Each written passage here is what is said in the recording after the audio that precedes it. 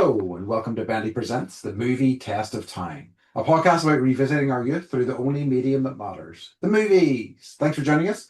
My name is Andy Young, and I'm one of your adventurous, blazed hosts. Joining me, as always, is our other adventurous and blazed host, Beth Martin. Beth, the pleasure as always. What's the crack?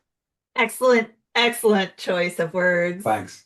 That was good. That was good. Because it was like, it is an adventure movie, and I was like, I could play off romancing, I could also play off stone. I know I gotta No. go for Yeah, you're going cargo plane. hell yeah, sheer chaos. Oh, the Doobie Brothers broke up. When That the was hell did so that great. happen? I know. So I got stem cells on Friday. Mhm. And I got like a small dose, and I says I probably had this. It's like an IV. It's not a big deal. I had a reaction for the first time ever. Okay. I went from having zero migraine to instant like 10 out of 1 out of 10. It was a 10 migraine. Started Oh my like God. getting nauseous. Yeah. So they had to like stop, and I was supposed to get like 70 million, which sounds like a lot, but it's not. And he was like, I'm only going to give you 50. Like, that's like, we can't do more because you're. So I had to lay there for like 2.5 hours. My blood pressure was like skyrocketing. He's like, do you normally have high blood pressure? And I'm like, no, it's normally like my blood pressure is so low that people are like, are you fainting? And I'm like, no. So, uh, and like, I dropped you off at the border crossing there Yeah. to TJ, to Tijuana, and like there's a parking lot right there. So I had like my car parked and I just like go get treatment, hop back across the border, drive home. I couldn't drive. Oh shit. And it was like it's daylight savings. We had a rainstorm, which like is a big deal here. It's like the first rain is like terrifying because everyone is driving. All the oil is like there's just like this oil slick there that you're just like hydroplaning on, right? Yeah. So Mike had to come and get me and like laid me down in the back of the car, and like I'm like covering my eyes because like I can't look at like light, Oh and my it was just, God. yeah, it was really it was something else. So the good news is he was like, we'll do 3 sessions instead, because I had paid up front. He was like, we'll do three instead of two. Mhm. And like, I'm so sorry. You told me that like less is better for your body. And he was like, you're right. And I'm like, cool. So I get a session next month and a session in January. Okay. What a way to find out though, with a I really know. brutal I was just like migraine. laying there. No, the worst thing is, Andy, because like normally it's maybe like a half hour and then you're Yeah. in and out of there. So I was like, oh, I'll do the thing and like listen to some trash. And so I put on Prince Harry's autobiography and listened to hmm it. But hmm like I had this hand was covered in like, IVs, and this hand was covered in like blood pressure monitors and O2 monitors. I was stuck listening to Prince Harry talk for like 3 hours. Oh, jeez. And I couldn't get out of it. That is that what do you call it? What's it called? What's that book called? Spare? Yeah, Yeah, okay. yeah, Okay. Wow. yeah, yeah, Uh Geez, okay. yeah. That's probably the worst part of that situation. Well, I don't know. I've heard I know. interesting things about that autobiography. I don't know that Yeah. I will ever read or listen to Prince Harry's autobiography, but yeah, I've heard it's interesting. It's salacious, yeah, for Yeah. sure. But like, that's what I was going for because, I Okay, got I 30 understand minutes that. to kill, but then I didn't really think it through. So, I keep meaning to get to the bottom of it because like I have seen a clip. So there's a podcast I talk about on here sometimes, um, called "How Did This Get Made?" yeah. and they there's a clip I've seen them that's been doing the rounds, and it's them talking about um basically they're like, look, we've got this, controversial piece of information. It's about this actress. I'm not too sure who the actress is, but essentially he's like, all right, everybody brace themselves. This is going to be wild. And they're like, right. And he goes, so this actress um dated Dodi Fayed, Elf. Uh-huh. El Fayed, and Yeah. everybody's like, oh, because like that was the Yeah. guy who was Died in the with fatal Princess car crash with Diana. Princess Yes. Diana. Yes. And 2 weeks prior to that, this actress, he had been involved with her. He'd asked her to marry him. When she refused, he threatened her with a gun. He apparently his nickname for her was Bruisey because I guess she bruised a She lot. bruised easily? Oh my And how does he God. know that? And why is that her nickname? It's there's all sorts of fucked upness there. And then 2 weeks later, he was in a fatal car accident with his next paramour, Diana. I guess like this, so this is, I watched this in The Crown, and so who knows what's true and what's not true, but like they were on some boat in France before they got, I think it's France. It doesn't matter. She had her sons there, and he was like basically trying to like, his dad was pushing him to like marry Diana, Okay. even though they had just started dating or whatever, but he had his fiance on another boat. It was like going between boats. Wild. Yeah. So I hope they get into that because I'm curious. Yeah, Send that's send me the fascinating. link if it happens. Yeah, please do. I will. Um, so What's the crack with you? I attended my first Christmas dinner, and I know people are thinking that's a bit It's early. fucking November 18th. Yeah, it is. Um, and last weekend, Yeah. and it was nice. I was no real mood to go out. It was something. It was basically our yoga studios kind of event. Basically, the yoga Yes. studio also owns like a strength training loft, and A what? they strength training. Oh, So I don't know whether you came down to a class when you were visiting, but essentially the place that I go to is called the Yoga Loft, and she also then named her strength place the Strength Loft. So just to tie the branding together as such. I So didn't see that. I saw the community center, yes, but I didn't. This is like the yoga studio that's like looking at the castle, right? yes. That was the one I had wanted to take you to, but I think what happened was the car broke down, maybe like Yep. after we came back from Dublin or something. I can't Yep. remember. Anyway, Yep. it's not important. So we did that. It was fun. Like I didn't stay for long, only about 2 or 3 hours, but it was still nice to kind of get out and say hello to people and stuff. My sister essentially strong armed me into going, and I don't regret her doing that because it was nice. It was nice to go out, get out to She's a see people. goodie. She is. Um, it was fun. It was funny then. I was at a yoga class just this morning, and one of the older ladies, because like they all kind of know me now, and I'm not like, super talkative in most places, but she goes, "Oh, your mom's so proud of you." She kept saying how proud she was of you, and I'm like, "Thank you." I don't know how to respond to that sort of thing, but I'm like, "Oh, that's very nice." Your mom Um, is like the sweetest person. she is.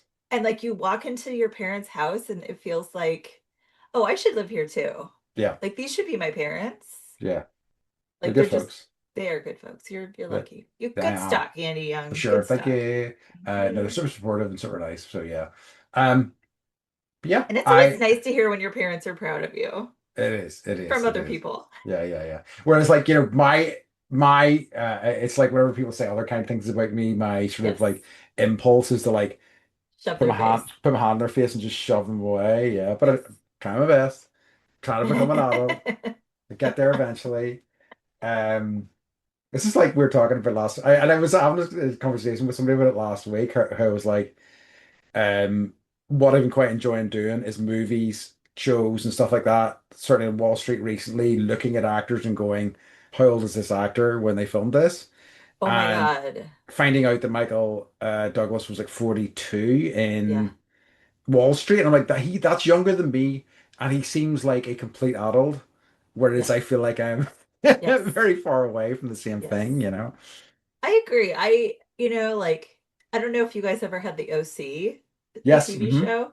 Okay, so like, I think it was Marissa was the like one of the skinny girls, the main character, her mom, like, was like middle-aged or whatever, and we all thought of Hmm. her as being like super adult. She was like 35 or 36. It's it's insane. It's one of these things, and people keep t telling me that like look up what age the Golden Girls were when the Golden Yes, Girls, and it's I was like just gonna say that. it's It's ridiculous. insane. They're like all in their 40s. And I think the Yeah. one that plays like the the like Golden Girl's mom, so she's like even more ancient, was like the youngest of all of them or Well, something. what? Yeah, so I don't know. All to say, all the Botox that we're doing is working, Andy. Thank God. Um, love it. Okay. So do you have any what's occurring for us this week? I do. So we were talking about David Byrne and Talking Oh Heads. yeah. So someone said on the subject of David Byrne, he wrote the closing song to the film Young Adam as an absolute haunting masterpiece of a tune called The Great Western Road, named after a famous road in Glasgow, which I briefly lived on over 20 years ago. I loved that flat. Young Adam starring Ewan McGregor and Tilda Swinton? Uh-huh. Swinton? Sorry, everyone is a film I would recommend if you want something a bit different. However, it is a masterclass in Scottish miserabilism. It is a bleak, feel-bad movie in all the way. But I listened to the Great Western Road song by David Byrne, and Uh-huh. it's really good. Yeah, I don't know if I probably do know that one, but I don't know it off the top of my head. Hmm. Um, yeah, yeah, Is he that's still alive? interesting. He's alive Dave still, isn't Byrne? he? Yeah. Yeah, he is. Yeah, yeah. He's still Okay. doing stuff like Okay. he did. He's got an album out this year, I'm pretty Okay, good. sure. And he's been doing I'm gonna forget the name of it, but essentially he's been touring a like Talking Heads sort of themed stage show, the name of which I forget. But yes, it's supposed to be very good as well. Like, stop making sense. Yeah, exactly. I gotta find it out because people are gonna be screaming at me otherwise. You don't know your David Byrne. Yeah, yeah. Yes, Uh, so I think I told you this already, but he was a Reed grad. I worked at a college in Portland called Reed College, and I think he graduated from there. So Interesting. the kids, the college students, like every year would have this big party, and every year they would do on the big screen in the student union, they would play Stop Making Sense, and everybody would like be Love dancing it. and freaking out. It's very sweet. Yeah. American Utopia was the name of the show that he's touring with. Okay. Supposed to be very American good. Utopia? Correct. That's Right. tongue in cheek. And Sorry. possibly, hey, Uh-huh. that's what your president's working towards currently, right? Uh-huh. Anyway. Yeah. Shall we move on to our topic? Let's do it. Okay, Okay, so we perfect. watched the classic Hmm. movie Romancing the Stone. I haven't seen this in probably 10 or 15 years, It's probably longer for me, to be honest with you. but it was like one of those movies as a kid that I would watch over and over and over and Yeah, over again. So like and, and I guess like either the humor works for children or I don't know. I like understood the jokes as a child and they're just as funny now to me, honestly. Like they had so many good quotes. I liked the characters, I liked the story, I liked the pace. Um so like I wasn't like some of the movies we watched I'm like, okay, I'll sit through this, but it was like I was definitely like more I was paying attention a little bit more. I was deeply worried going into it, Hmm. thinking, "Oh no, this is going." Because I just was not deeply worried, but I was like, "Is this is might be complete crap and might be very tough to get through," but actually it was really You were really like, light and breezy and fun, yeah, yeah, and I think that both Michael Douglas and Kathleen Turner are extremely watchable. I think there's other also Danny DeVito's in there, yes, also fantastic. Um, so yeah, pleasant. I'm not going to say exactly, my opinion, yeah, obviously, until the yeah. end, but The it was a three of pleasant them, so rewatch. Kathleen Turner, Michael Douglas, and Danny DeVito have been in like three or four movies together. Like War of the Roses one was one of Of them, Romancing the course, Stone. So it's like no wonder it worked well because it's like if you get a good cast, you just keep recasting them in other things. it's true. Yeah. Okay, so quick synopsis for those who don't remember, because everyone has seen this movie, hopefully. Joan Wilder, a mousy romance novelist receives a treasure map in the mail from her recently murdered brother-in-law. Meanwhile, her sister Elaine is kidnapped in Colombia, and two criminals responsible demand that she travel to Colombia to exchange the map for her sister. Joan does and quickly becomes lost in the jungle after being waylaid by Zolo, a vicious and corrupt Colombian cop who will stop at nothing to obtain the map. There she meets an irreverent soldier of fortune named Jack Colton, who agrees to bring her back to civilization. Together they embark on an adventure that could have been straight out of Joan's novels. Uh, yeah. I'll say the beginning of the movie is like one of my favorite things. It makes like there's, the stereotype of the cat lady Yes. living alone. Yes, I was thinking exactly the same thing as it started. Like, and what a seen as what a like a terrible thing to be. Can you Yeah, imagine? I know. But I was like, this looks kind of lovely. Yeah, She's got her nice apartment. She's he got a does. cat. Uh-huh. She loves her cat, adores her cat. Her cat's name is Romeo. Yes. Uh, and like she writes a book and she's got these headphones on and she's crying and she's just like everything about it is just like this sweet intro of like who she is. And it like you get to the heart, you're like, okay, I like her, you know? And Yeah, she's kind of absolutely. like agoraphobic. She doesn't really like leaving her house. She doesn't want to date anybody. She just wants to write her romance novels and like, but life takes her through a different path. It felt like one of those things. I'm watching it. It does feel like one of those setups that feels like cliched now, but it feels like that was something that, you know, it's obviously an older movie now, but they were like setting the template in a lot of ways here. Yeah. And I think the fact that it like, leans so heavily as well into the like that sort of trashy kind of romance novel thing as well is such a kind of so it becomes like a fun subversion of that trope while kind of creating its own sort of trope. Mm-hmm. And I Hmm. liked it because I was thinking about like other adventure movies involving treasure maps, and like no one ever sends the map to a woman, right? The woman's never like, That's a good point, actually. yeah. Yeah, I yeah, was yeah, like, every single one, it's like, okay, it's even like the kids are like, male. So, yeah. so I liked that aspect of it where she was, the reluctant hero, you know? No, I agree, and I think yeah, yeah, I mean, like, and I think it really does. It's like really kind of nicely packaged as well because, like, there's a lot of foreshadowing in terms of like the books that she writes and things like that about the women who to kind of overcome these things themselves, but still Hmm. are hopeless romantics or hopeful romantics, as she says at the end. Yeah, that's right. With her Um, blowout haircut oh, hairstyle. So good. Uh she's just the epitome of the 80s for me. yeah, she is, and she like is able to there's a fine line between annoying damsel in distress Uh-huh. and someone like learning and growing Yes. through an adventure, and like she learns and grows, and like there was no point where I'm just like, oh my God, like her character's so annoying. She's wearing high heels in the jungle. Like that none of that she she played it very well. You did. You did. I Like agree where you're completely. rooting for her and you're not annoyed with her. Yeah, no, I think that she did like I don't know, she just plays that and she's one of these actresses and I'm kind of like I know that she had a huge career in the 80s, but Yeah, she's so freaking good and she's so effortless at doing this sort of thing and I'm yeah. like, why wasn't she massive, I suppose she was for a chunk of time.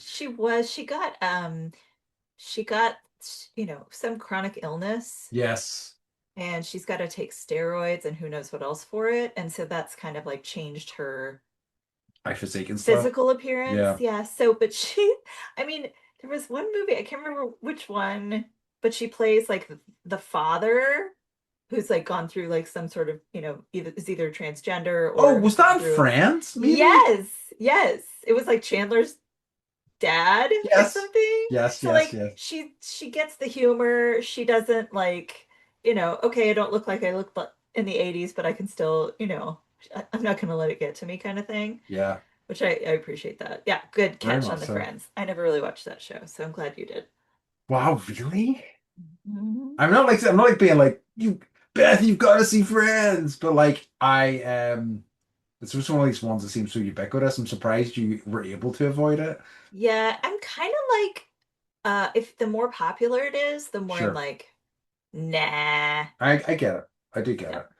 yeah. Um, yeah, I love it. Okay, so the director of this was Robert Zemeckis, who's like a massive director now, if you just don't know.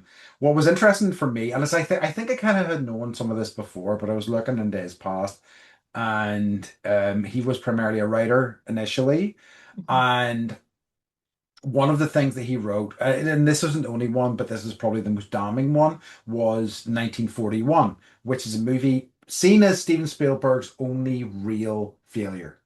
You know, it's like he did it. It was a comedy about World War II, and a lot of people just think it's absolutely terrible. And he wrote this, and this was at the end of sort of like a kind of period of writing in his career in the 70s. And then people were kind of like, this guy writes interesting scripts, but clearly, if somebody even as talented as Spielberg cannot make them into workable movies, maybe he doesn't have a career here. So he kind of like, you know, still wrote things, but still sort of was like fishing around trying to figuring out what his career was. Nothing really went anywhere. And then he was offered this by Michael Douglas. Michael Douglas needed a director for this film. This was a big success, and this kind of set him off to the races because then the following year he made his script that he had had in percolation for years, had shipped it around multiple studios, and they'd always said no. Made, which was Back to the Future, which and once Back to the Future was made, you know, Then they were like, here's the golden key. yes, hey, you can make anything you want. Yeah, And yeah. then he also made like things, obviously like Who Framed Roger Rabbit. You know, he made Forrest Gump later on in the 90s and things like that. So like enormous totemic movies. You know, and he has a number of those under his belt. He looks like the kind of guy that would tell you about the Dow Industrial. He does a little bit A actually. little Yeah. bit interesting. Yeah, I oh, he has a star on the Hollywood Walk of Fame. That's good. We did The Witches. Hmm. Oh, he's taught like those are the only ones that was like he has He a did ton the of stuff. live. You're like, Yeah. you know. I mean, I think like in recent years. People kind of went off the boil with him a little bit. Like he did this thing called Here, which was a movie where the gimmick was that there was a set camera angle, and you view this entire family's life through this set camera angle throughout generations and things like that. And apparently it was iffy. But you know, he's one of these guys who's like again, if his only film was Back to the Future, then he's undeniable, do you know what I mean? Because like that Yes. film was such a colossal hit and its resonance throughout time since has just, very few There's films manage there's that. nothing like it. There's Yeah. having just seen it in the movie theater again. Yeah. Not to bring it up again, but like, yeah, Brag. it's super humble brag. Yeah. I really there's nothing like it. It's such an original idea. But Yeah. that's not what we're here to talk about. Hmm. So, speaking of, if you only wrote one thing, Yeah. at least it was Back to the Future. So, the screenplay was written 5 years earlier by Malibu waitress Diane Thomas. It would be her only screenplay made into a movie. She died in a car crash a year and a half after the film's release. No way. Yeah. Um, so Michael Douglas purchased the rights of her screenplay um in 79, but couldn't cast it, couldn't get it done. The deal expired in 83, and then they agreed to purchase the rights after the success of Raiders of the Lost Ark, which came out in 1981. That makes And sense. you'll read all the like there's a lot of criticism, not criticism, but people that are like, well, they just stole basically like the idea of Raiders of the Lost Ark, and made it into, a movie starring a woman. But it was written 5 years prior to Yeah. Raiders of the Lost Ark. So Actually, this came first. And I hate that sort of shit anyway. Do you know what I mean? Like basically Yeah. the adventure serials that Indiana Jones are based on have been going for, Yes. maybe close to 100 years prior to that. So to Yes. be Yes. like, it's just a spin on a pre-existing genre. Yeah. And like really, this was, I guess, this is a really good time for action adventure movies. It really Yeah. was. Like really good ones. Okay, so speaking of sad things, so she did end up writing so this is Diane Thomas. So she, yeah, Michael Douglas optioned her script for 2000 or 20 doesn't matter. Anyway, she got to quit her job. She died in the car accident. In the Porsche that Michael Douglas had bought her as a thank you Oh gift for God. writing the movie. What a nightmare. And she was she had written the first draft of Indiana Jones 3, and it was like set in a haunted house. And they Hmm. were like, we don't know, like maybe we're gonna go this other direction. I've heard about this. Yes. So that was her.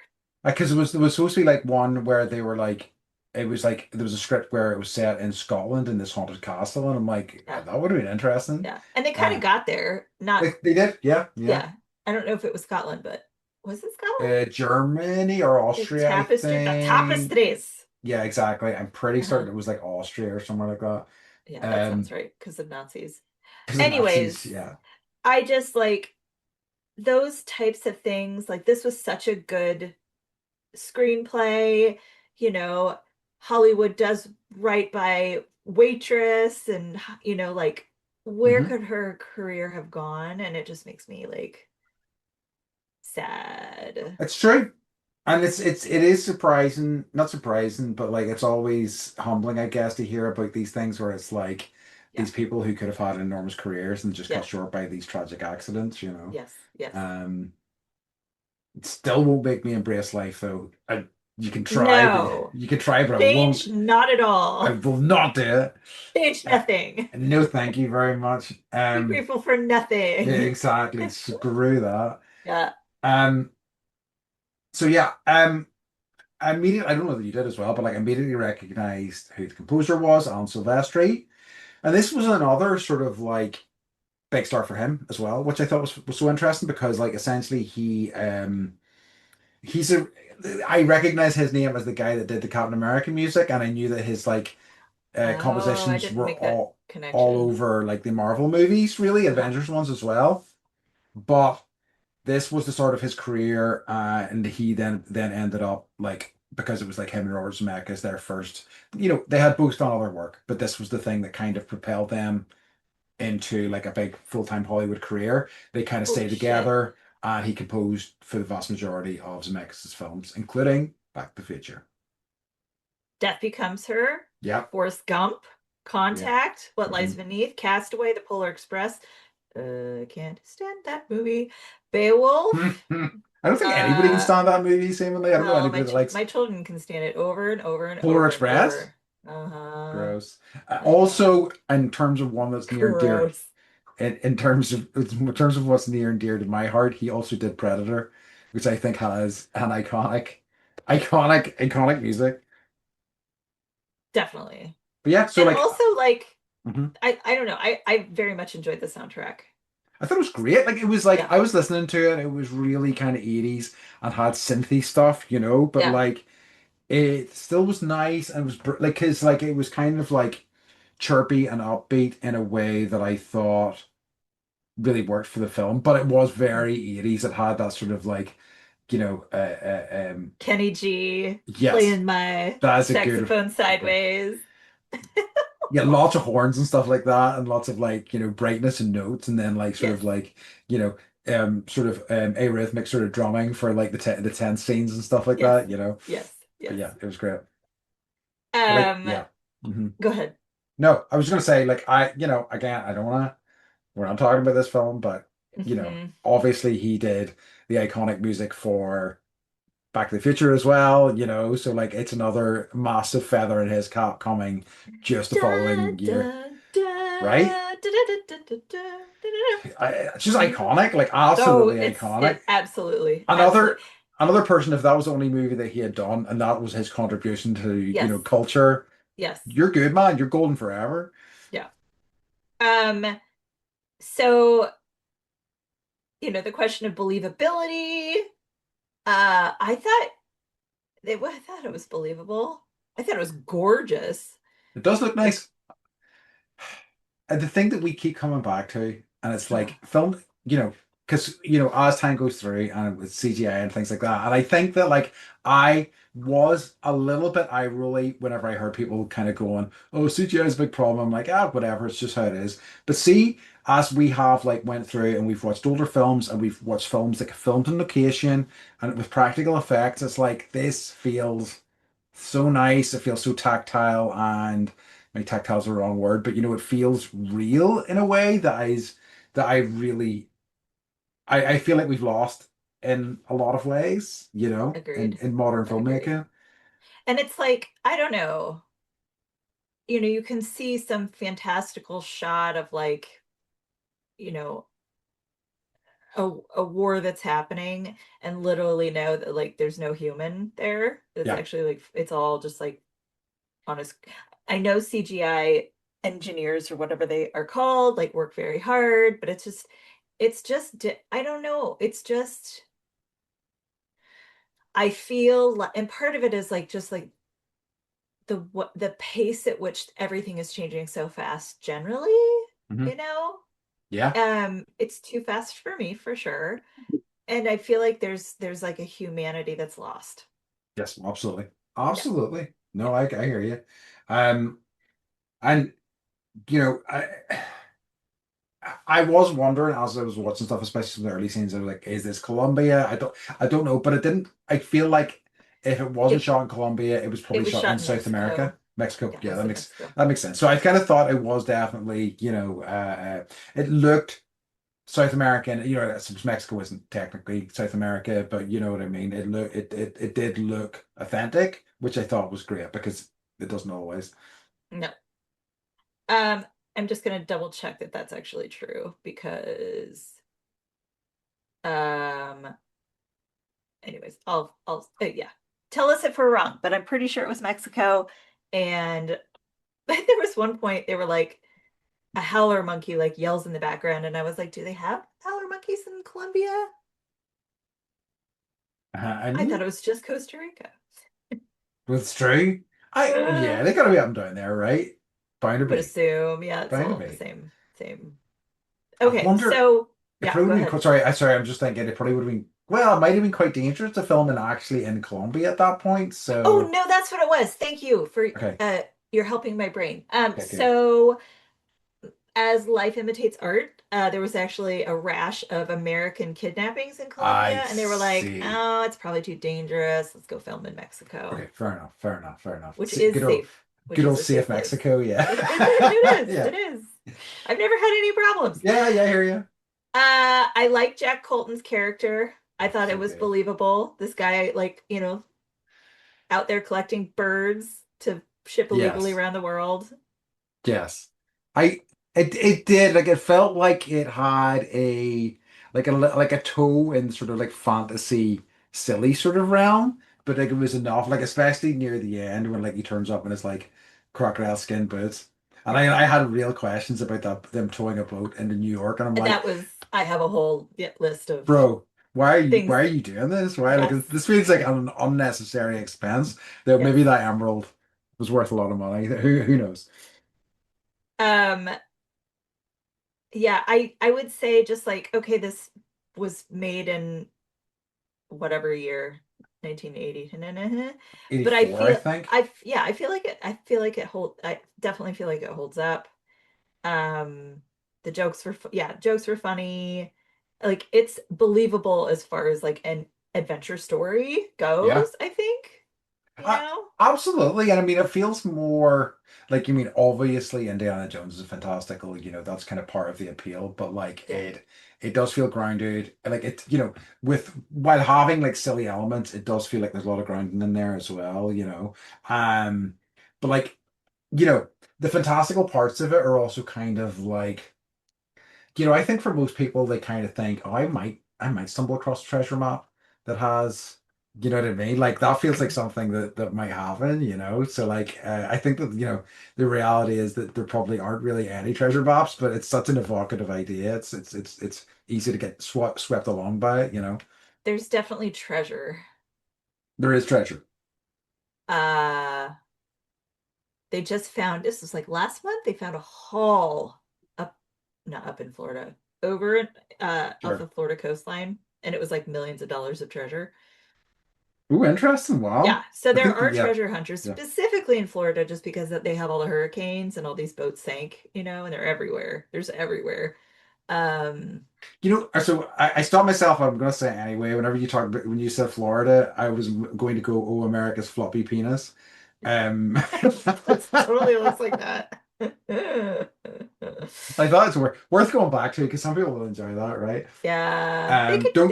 they could secede and I would be fine with it. Yeah, that's right. Don't come at me, Floridians. No, no, No, no, we no, no no. Floridian is listening to this podcast. I'm guessing. Um, If you are, let us know. Very please curious. do. Yeah. Also tell your friends, your Florida friends.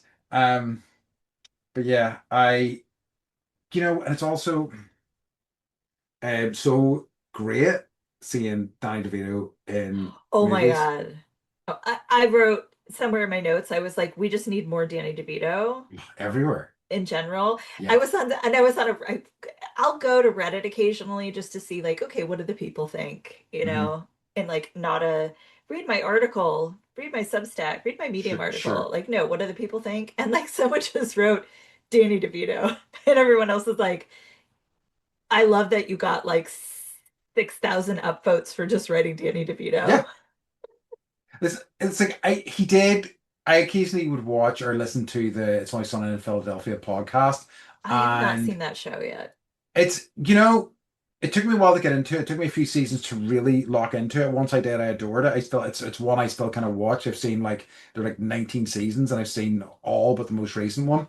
And he eventually he joined it pretty early on, like season 2 or 3, and one of the podcast episodes, they invited him over, and he kind of got lost on the way to the studio, and he told a story how he just like knocked on a door trying to find the studio, and like just people just opening the door and finding Danny DeVito there, and they were fucking thrilled. They were just like, yes, it's like, yeah, oh my god, come in, take photos with him. They gave him a drink and everything, and so he like that's why he was late for the recording because these people were just like so overjoyed that he was there. It's amazing.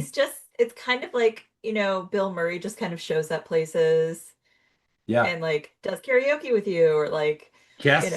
he'll just like photobomb your wedding. I was reading, I feel like Danny DeVito should be doing more of that. Yeah, And absolutely. he showed up, this was like, I don't know, probably a decade ago, maybe more. And showed up to one of those talk shows, uh, and it's like a morning talk show, and he was fucking wasted drunk because Wow.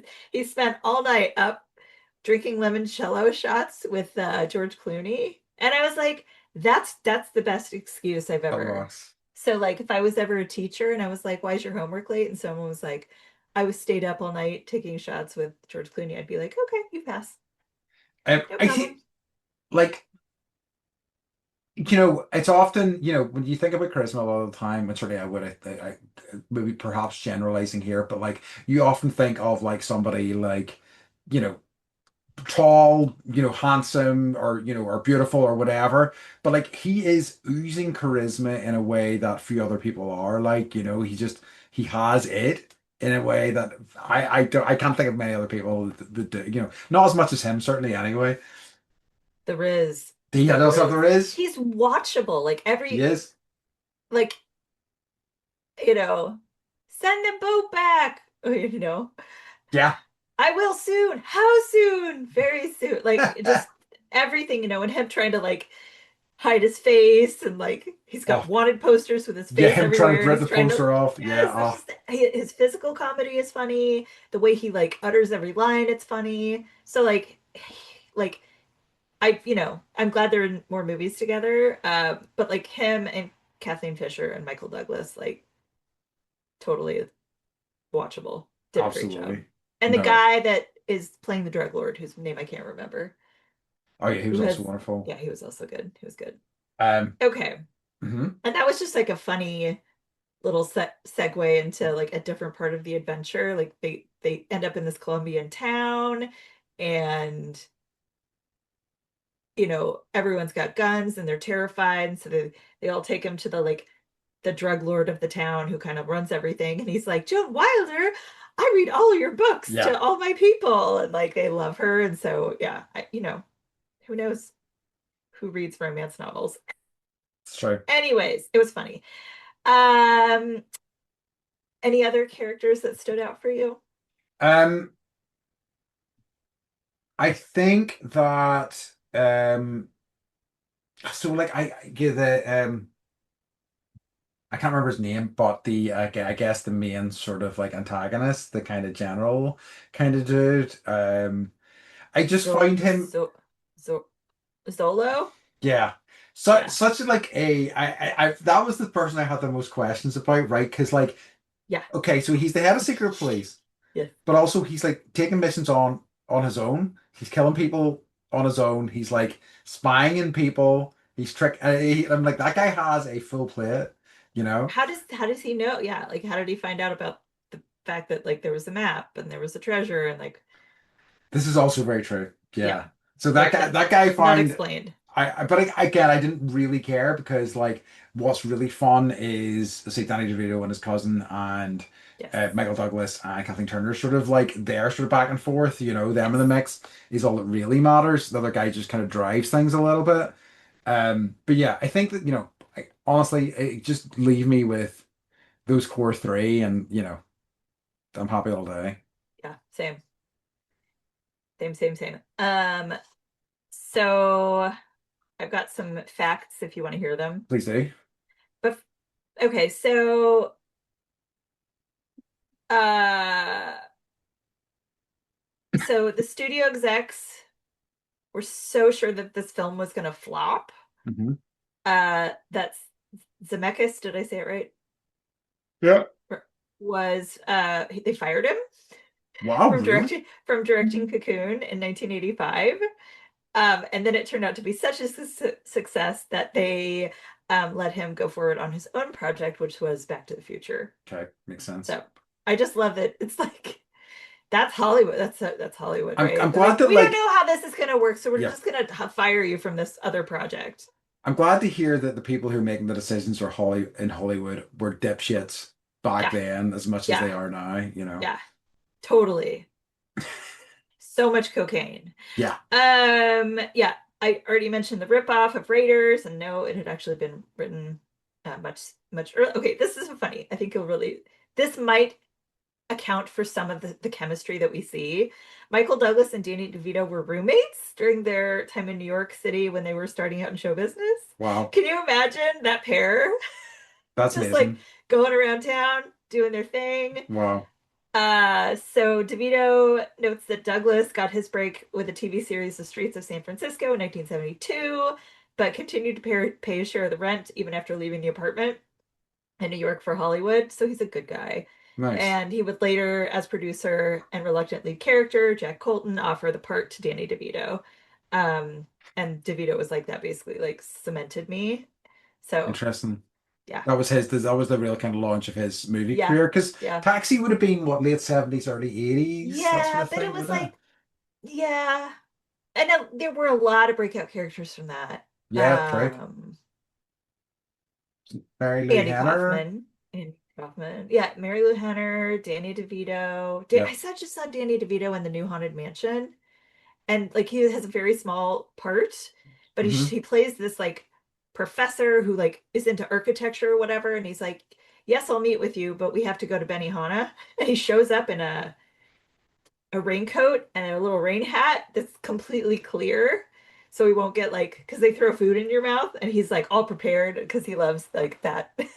Amazing. So I know it worked that into to the movie. Let's see. So the phrase "romancing the stone," because I was like, I don't know if I like this title or not. I don't know how I feel about it. I like, and then after watching the movie, I was like, the title works, but It does. if the phrase "romancing the stone" is a piece of jeweler's jargon referring to a step in preparing a gem for use in jewelry. So no, Interesting. romance that stone. I know. Um, Michael Douglas loves rock climbing, and that was Okay. why he was interested in the script. Wow. I Just know. wild to me, the reasons Yeah, these things happen. yeah. That's so nuts. There is actually a Uh, bit near the end where he's uh-huh, climbing a wall, and I'm like, what are you uh-huh. doing? Why are you, this is a Yeah. sheer He's wall. like, There is check no me out. handholds. Ugh. Check me out. Free climb. What are they? Yeah. Free climbing? According to Kathleen Turner's memoir, which now will read because I didn't know it existed, Michael Douglas originally offered the role of Joan to Deborah Winger Okay. of 80s fame.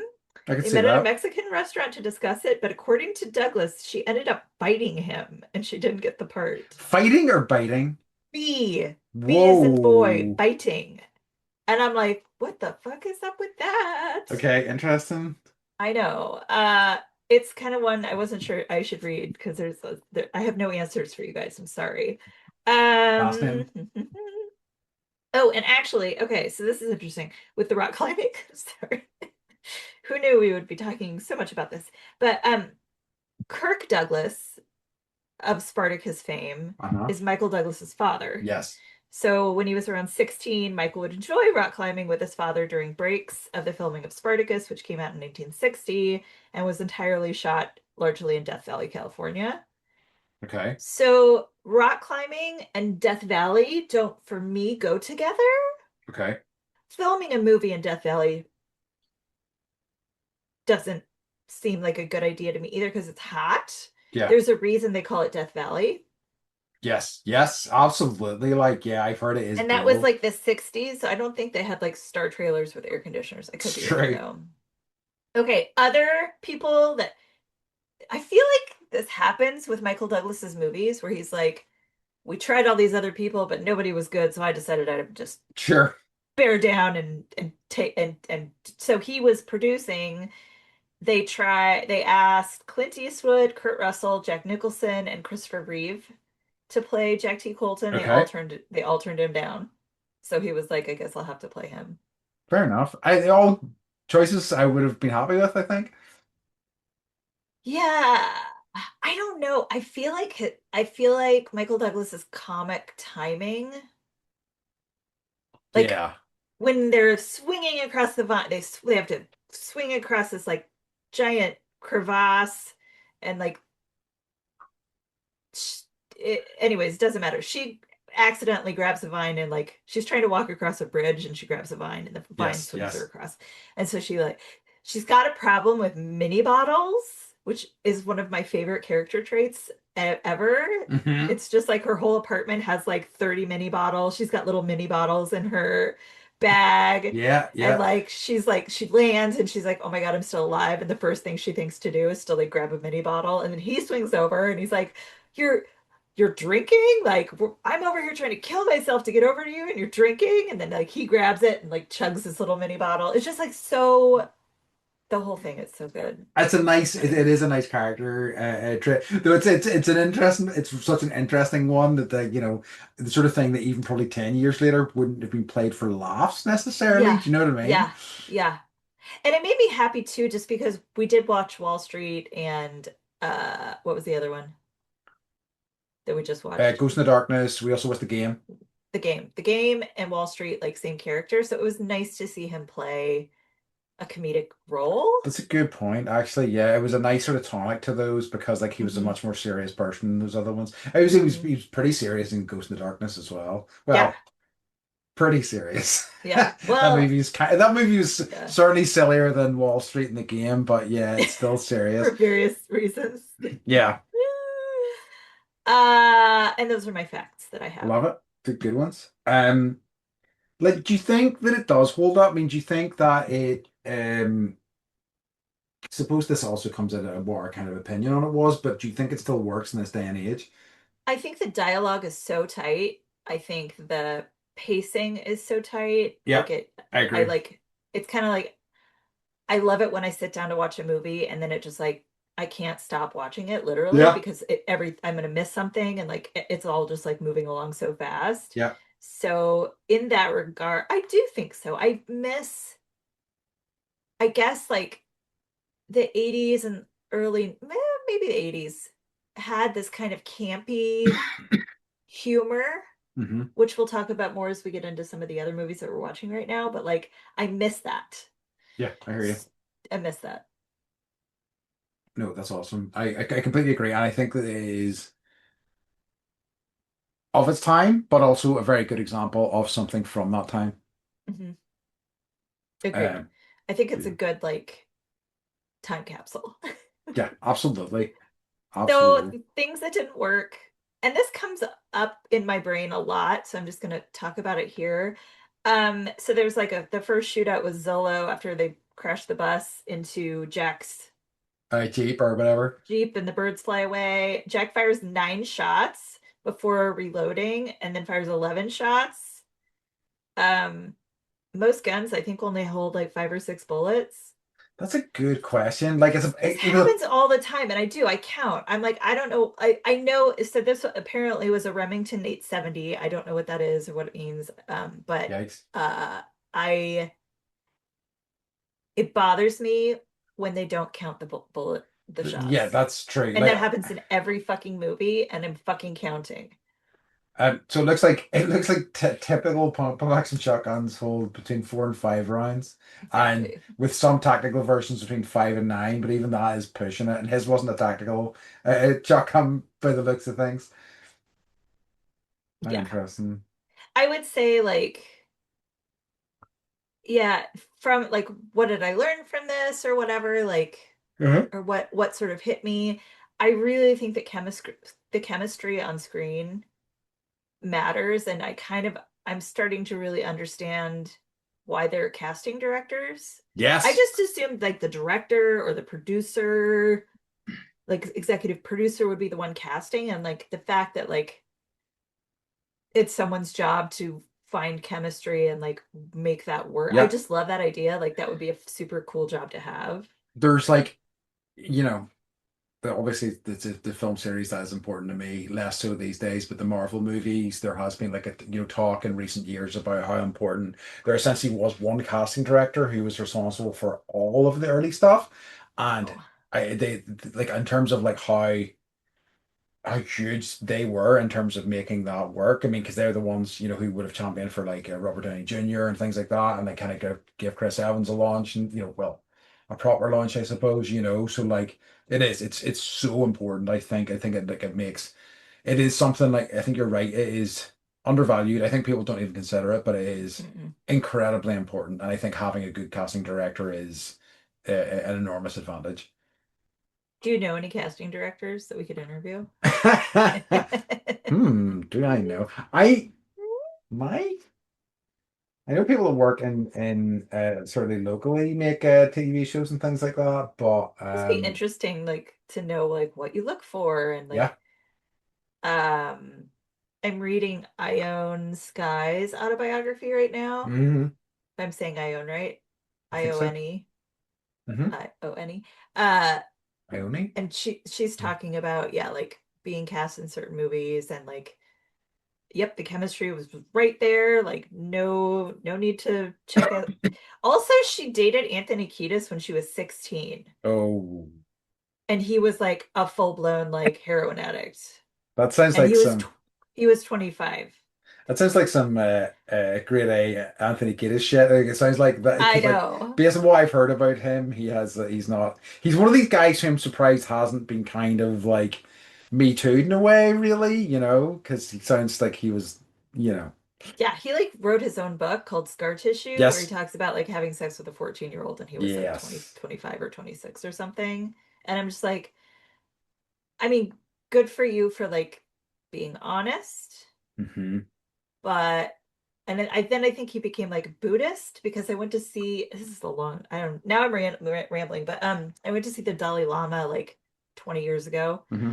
and like the Chili Peppers were like there on the interview panel and then they like played at intermission And so I don't Okay. know who from the Chili Peppers is Buddhist. It's probably Flea, but it might be Anthony Kiedis. I don't Probably. know. I don't know. Um, okay, I need to talk about so at the very end of the movie, like throughout the movie, Jack Colton character has this idea of like getting off of whatever crazy train he's on and he wants to live on a sailboat and like sail around the world. Wouldn't we all? Uh, Yes. yeah, assuming the weather is good and you have plenty of canned meats. So there's kind of like, he's like, I gotta go, babe. And she's like, you're leaving? Not really. The text is much better than what I'm saying. And so they kiss and then they go off in their different directions. And then she's walking home. She lives in New York City and she's carrying flowers and like she's totally had like a makeover now that she's like a real woman who's had real life adventures and is no longer just living in her apartment with her cat. And she looks up and there's a sailboat in front of her apartment with a sail Incredible. up Yeah. on the streets of New York City. Yeah. I don't know if you have you ever been in a sailboat before? Yeah. If the sail is up, Yes. the boat will Fair- lean. That's a good point. Yeah, so that and then like at the very end, like the credits are coming up and the boats they yeah, they're like towing the boat and it's like driving a sailboat with the sails up down the streets of New York, which like super romantic or whatever. Because But part I of me was is like, no. part of me is wondering whether it was blue screen, and I was kind of looking because I was like, it doesn't look quite right, but it's maybe because it's like this seems like a bad idea. I don't know. Yeah. I may have to go look again because Examine that. But yeah, it yeah, was just a if I want to wild feel way to end the indignant, film. yeah, yeah, Yeah. agree. And like so much wild stuff happened, Right. and that was the one where I was like, Come on, man. I don't know. Um, I have a question for you. okay. So when they find the treasure, Hmm. it's in this like weird bunny Yeah, statue, and she's like, "Oh, in one of my books, like bodice ripping books, sure. uh, the treasure is inside the statue." And he's like, "So they break the statue, and then they open this."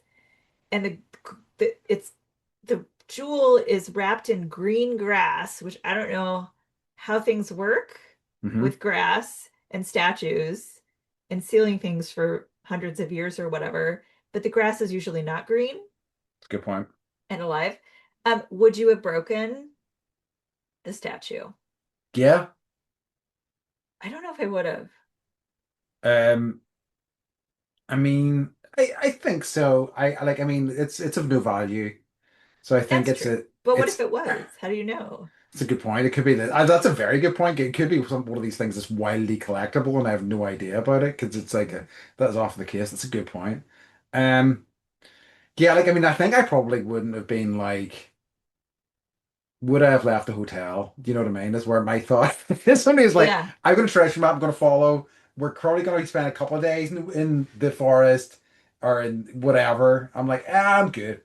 I'm just gonna like, maybe visit some like noodle shops downtown or whatever. You wouldn't go on a treasure hunt? Um,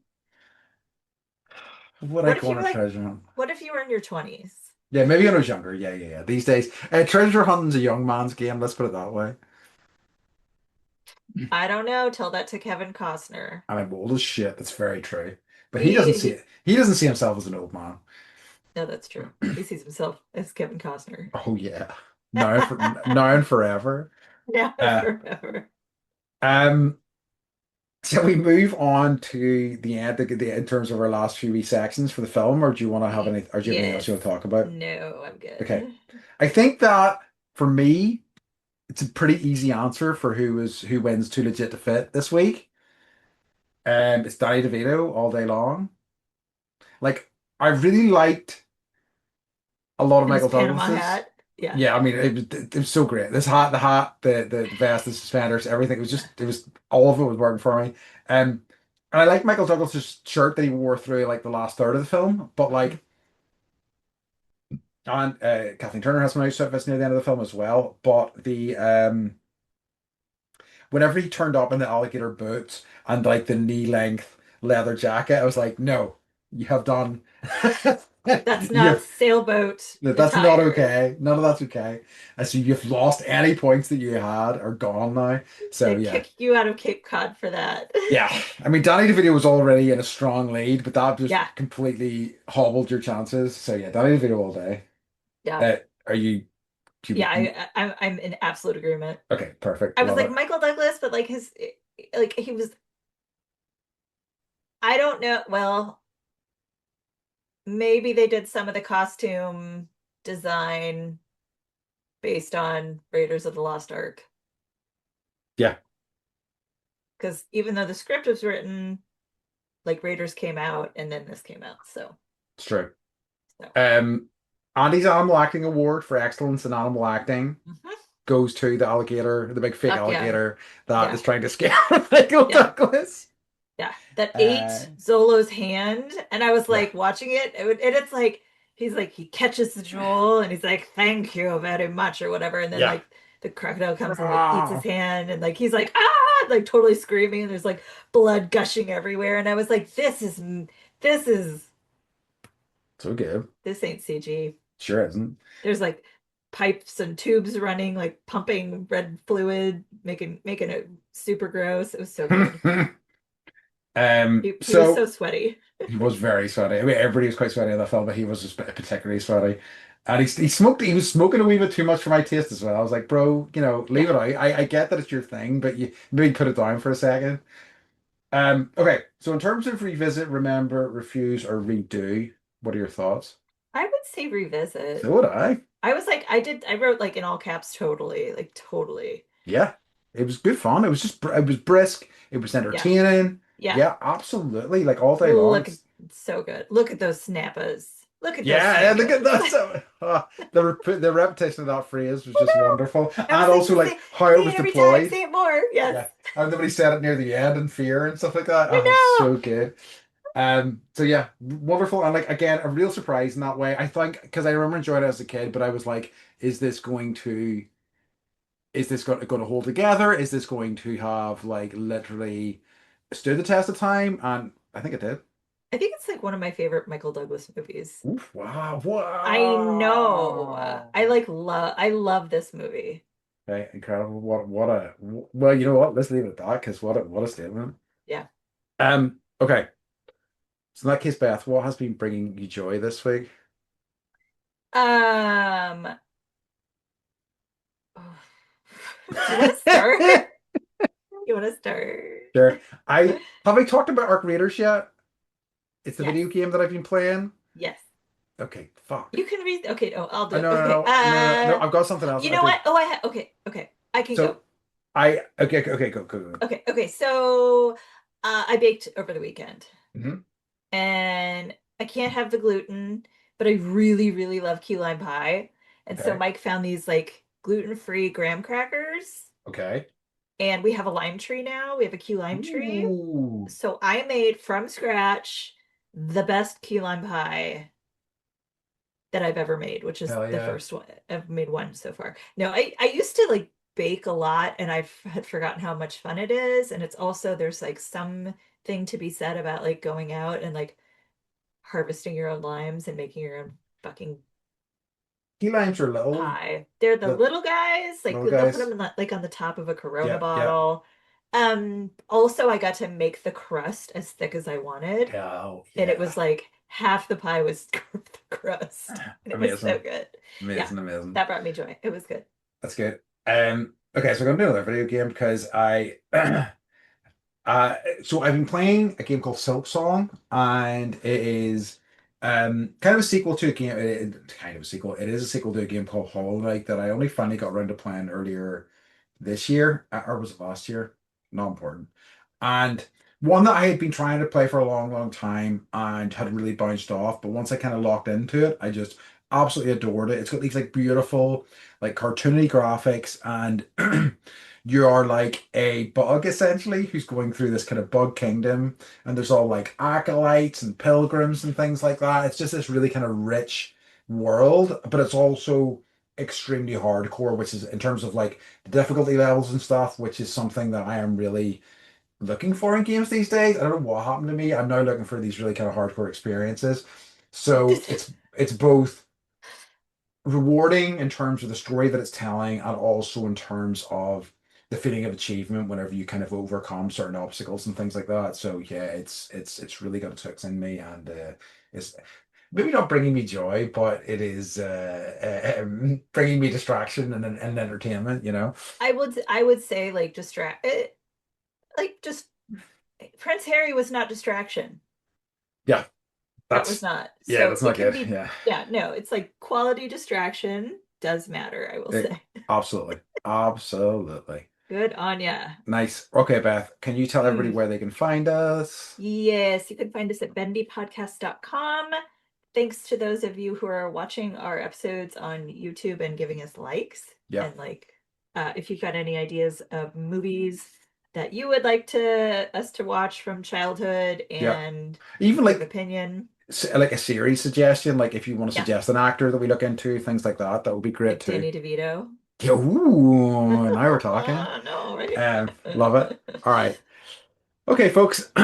In that case, we've reached the end, and as always, we'd like to remind you to stay Stay bendy. bendy. Nice. Vocal fry just for We you. love you. Love you Bye. guys.